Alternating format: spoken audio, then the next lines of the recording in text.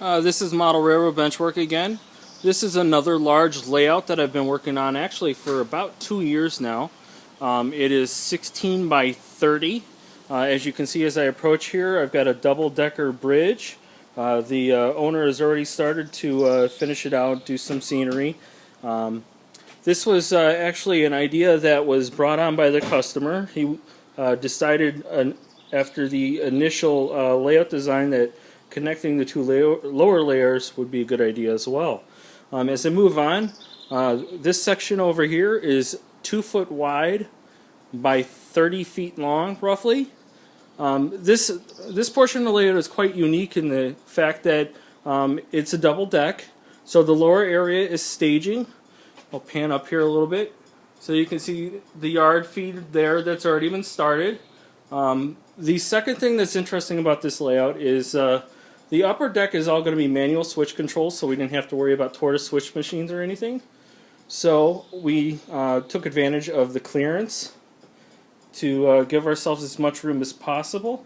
You can see there's a little groove in the back side of the plywood there, and what that does is that actually holds the plywood top up.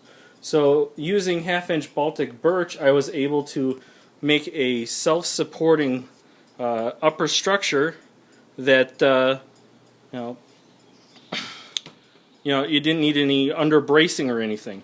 Additionally, this area here is this whole area here, this 4 foot hinges down out of the way because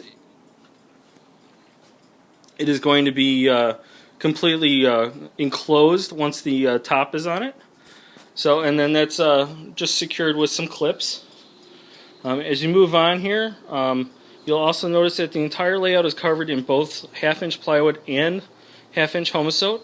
And then for the entire layout, I drew either a 6-inch or a 1-foot grid. And once the owner gets done installing all the track on the lower level, he will go ahead and reinstall the plywood and homosote on top and secure it down with screws before he starts running his track. My understanding is all the wiring for that upper layer is going to be secured with gaffer's tape on the underside of the layout to keep it up and out of the way. As we move on to the main portion of the layout here, this layout is a steel mill. So there is a large expansive area here. It's almost 200 square feet, roughly, of a steel mill. In the far back corner underneath the pool table light, there's going to be 3 Hewlett loaders and a ship. There's 2 bridges in the corner, which are in front of the little cityscape that's already been completed. And that's the important thing to understand about that cityscape is the entire section lifts out. The homeowner wanted to make sure that he could reach his camera up in the corner there. As we move on, you'll see the 2 bridges in the center of the screen. That crosses an 18-inch gap, and then we move over to the right-hand side, and all of this is steel mill. In the far back corner over there is going to be a coal mine, and then we've got quite a few industries. So as you've noticed, this entire layout is wrapped in oak. Again, it's not something I do on a lot of layouts, but here lately it seems to be pretty popular. Again, it's a golden oak color, and then I also pre-drilled for his DCC plugs in multiple locations. I believe there are 12 spots.